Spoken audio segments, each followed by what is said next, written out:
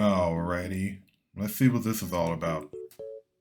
For fans of Invincible and Mighty Morphin Power Rangers come a brand new series from acclaimed writer Kyle Higgins. Invincible and Mighty Morphin Power Rangers.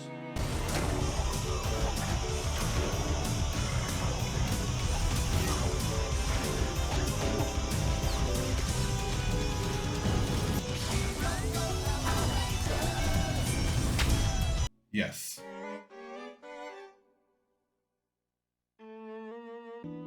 What's going on, guys? Welcome back to another video. I am Will at Heroic Studios, giving you another fantastic read and review of Kyle Higgins' new book, Radiant Black. Now, I didn't pick this up on this initial run. I actually kind of glossed over it because I wasn't really interested in something I wasn't familiar with. But, you know, being on social media, being around the comic book industry, everyone was talking about Radiant Black. I still couldn't get into it, but the comic book industry, in my opinion, is sort of kind of dwindling down. There's not a lot of mainstream comic books out there that I buy on Wednesdays. Mostly it's just King Spawn and Power Rangers from Boom Studios. But I needed to get into something new. I wanted something fresh and exciting. And after a while of looking at people who were talking about Radiant Black, I decided to go ahead and give it a go, especially now that they're actually doing this whole universe crossover thing. What I didn't know is that this is actually from Image Comics, which, if you're not Marvel and DC, in my opinion, is still an indie publisher. So if you're not familiar with if you're not familiar with Image Comics, they're the ones that put out Invincible, Spawn, Radiant Black, and tons of other books that I find completely enjoyable for what they are. But Radiant Black is kind of something new and it's fresh, and it takes elements from both, Invincible, and of course with Mighty Morphin Power Rangers, specifically that from the Boom Studio comic books. Now, the writer of this book is actually Kyle Higgins, and if you don't know who Kyle Higgins is, he's the guy that wrote the Shattered Grid event for the 25th anniversary of Mighty Morphin Power Rangers, which was the biggest epic Power Ranger event of all time, and everyone just could not get enough of it. And Hasbro, if you're watching, if you want to make money with the brand, do a live action adaptation of Shattered Grid. That's all you have to do. That's all you have to do. But more about that in another video. So I picked up Radiant Black and I got volume 1. And honestly, I started reading it and I couldn't put it down. It was something, and I keep on saying this, it was something new. It was something fresh. And that's what I hunt for when it comes down to comic book stories or novel stories or new TV shows or anything like that. Something fresh that has an original concept, where the mythology behind that concept hasn't really fully been explained yet, and something that you can kind of look forward to every month when you go to the comic book store. So I added this story to my box, and I got every additional supplemental book that came with it. Rogue Sun, Radiant Red, as well as Supermassive, which was their first kind of big crossover with all these other superheroes. And there's another one, I can't remember the name of her quite yet, but it was actually pretty fun to kind of get to know these characters and stuff like that. So if you have not picked up Radiant Black, I would suggest you go ahead and do so. And spoiler warning, yes, I'm going over the entire story of volume 1, not going into full detail about the book, just giving you little plot points that may or may not interest you in actually reading this book. Again, hashtag, I'm not sponsored by Image Comics or Kyle Higgins or Radiant Black itself. I just wanted to share this with you because I think it's a really good book to kind of have in your arsenal of collection if you're, still collecting comic books. So let's dive in. As a quick side note, my comic book, The Super 6, is actually on pre-order right now. This is the proof of my book, and I've already approved it, and it's going to the print.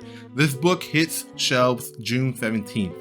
Now, I'm going to be at the Amazing Las Vegas Comic Con. So if you're in the Las Vegas area or you plan on coming to the Amazing Las Vegas Comic Con, come check out my booth and come pick up a copy of the Super 6. Like I said, this is on pre-order. You can go to my website, order yourself a copy. If you're not going to be at the Las Vegas Comic Con, I will ship this to you all nice and pristine with a plastic bag and boards, and it's going to be a great fun story. So this is just part 1 of an entire 3 to 4 part series. I haven't really decided on how much I'm going to divvy this up, but here are some of the pages, and I hope you guys do go to my website and pre-order this book. It is a lot of fun. I worked really hard on it. It's been about 5 years, so if you're watching, go read a sample. You can find a link in the description. You get the first 10 pages of the preview.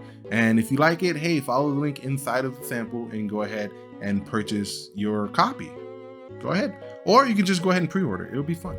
So, Radiant Black is actually aimed at us. I guess you can call us a millennial. I really don't identify.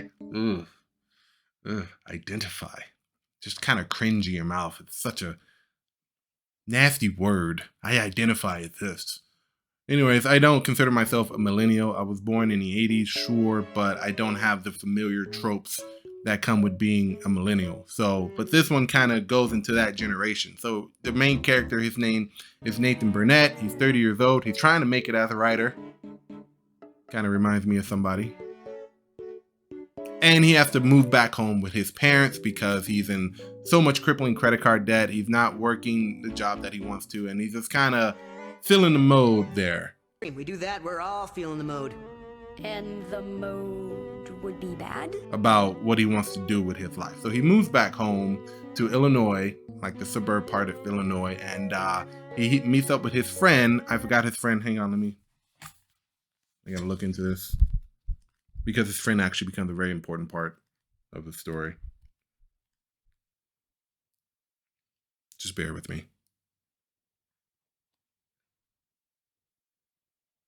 Marshall. His name is Marshall. So he hooks back up with his friend Marshall. They went to high school together. They're really good friends. And Marshall is kind of like the guy that used to get Nathan in trouble a lot, but they're still really close friends. So one night they go out drinking, and after one too many, they come across a black hole. Yeah, just a little tiny singularity just hanging out there. And just like any curious citizen, Nathan goes and touches it and gets imbued with this power where he's able to move stuff with his mind. He gets a cool suit. And I can sort of start seeing what the relationship between this and Mighty Morphin Power Rangers is, as well as Invincible, because it does get really brutal along the way of the story. So Nathan has this power. He's not really sure what to do with it. Marshall is saying, dude, you should start a social media account. You should definitely become a superhero and start building a brand, you know, because there's lots of money in it for you. But Nathan is still not sure what he wants to do, because at the end of the day, his sole purpose in life that he believes to be is writing a good book. And he's come across his number one concept that he wrote in a short story years ago that he pitched to a literary agent who liked the idea. The problem is that Nathan isn't able to convey that short story into a full novel. So that's where he's getting stuck in trying to write his groundbreaking book, which, yeah, if you write comics, if you write books, like I know, because I do that stuff, it's really hard to take something that is perfect as is in the form of a short story and try to expand it out into something that's going to be more of a full-length story in the form of a novel or a comic book. I've been there. I understand the struggle, Nathan. Your boy is on your toes with you because it's hard. It ain't easy. No matter what everybody else says, it's hard. Anyways, Nathan ends up saving some people as Radiant Black, who Marshall actually comes up with the name about it. And the name just kind of, it screams like originality. Radiant Black. Black isn't radiant, but in the context of the story, it's kind of Radiant Black. It just rings a bell. It piques the interest. Intriguing. Such a compelling combination of two very different words that are direct opposites of each other. Radiant Black. I can keep saying that on for the entirety of this video. Radiant Black. Radiant Black. Radiant Black. Yeah, man. It just rolls right off the tongue. So, slowly but surely, Nathan ends up becoming somewhat of a well-known superhero in parts of Illinois, mainly Chicago. But it isn't until he runs into another person who's sporting the same suit, just red. This person's name is obviously Radiant Red. So the concept here is that there's more people who have encountered this little singularity at some point in time and have donned this suit. The only difference between Radiant Black and Radiant Red is that Radiant Red is using their powers to basically rob banks and steal money, which, okay, I can get behind that, because what logical person wouldn't use superpowers at this day and age where gas prices is like $6 a gallon to rob a bank to kind of help themselves get by? So people think that Radiant Red is Radiant Black, but after a little bit more of comparison, they figure out that these two people are completely different people. And so Nathan actually goes and hunts down Radiant Red, and he actually gets his ass handed to him. He gets his ass pummeled by this person. Now, I don't know who got their powers first. It is really not clear yet because I just finished volume 1 and I got Radiant Red sitting in my pile over here. I just haven't gotten to it yet. But it seems like Radiant Red is actually very more experienced than Nathan when it comes to this whole using their powers things. Now, Radiant Red has a different power. Like how Nathan can use his power to I haven't had my coffee yet. Telekinetically move things with his mind. Radiant Red has the ability to absorb matter and turn it into armor. Now, these are fresh, original concepts. Now, not with necessarily Nathan being able to move things with his mind. The idea that Radiant Red can take matter, just anything that has a mass to it, break it down and turn it into armor to make them much bigger and much stronger than Nathan is actually really cool. And I like that idea a lot. I never really have thought of that, but Kyle Higgins, good job with that one. So after a while of going down, Radiant Red actually hunts down Nathan, right? And this whole battle just explodes into Radiant Red becoming this massive, I guess, machine-like creature? I don't really know, right? Meanwhile, Marshall is actually the guy who's actually the front face of Radiant Red. I guess you can say that he manages the social media, so he's getting this all on tape, and he urges Nathan to go take down Radiant Red. Unfortunately, Radiant Red actually causes a building to collapse, and in an effort to try and not have the building fall on all these people, Radiant Red helps Nathan, Radiant Black, in case you forgot, to not have the building fall. Unfortunately, Nathan gets caught in the collapse and is actually knocked unconscious to the point to where he's on the brink of death, which causes this black hole that he has, which, by the way, this black hole just randomly pops out of him every so often, and he has to take it and put it back inside of him for whatever reason. And Marshall actually assumes the title of Radiant Black. He actually takes those powers and becomes Radiant Black. And that's, I think, is pretty cool, because normally in these superhero books, yeah, you have different characters who are taking on the mantle. Like there's different versions of Robin, there's different versions of Green Lantern, Flash, stuff like that. But never in this early in a story, you get the main character who's knocked out of commission and his best friend takes on the mantle of using this power. And that's where we're at in the story. Now, throughout the book, there are instances in which Nathan communes with whoever created this power, some type of cosmic robot. I don't really know what the name of it is, but it keeps on warning Nathan that something is coming. Something is coming. Are you willing to face it? Nathan is not really sure, because if he dies, you know, that's it. So Nathan is not 100% on board with what's going on.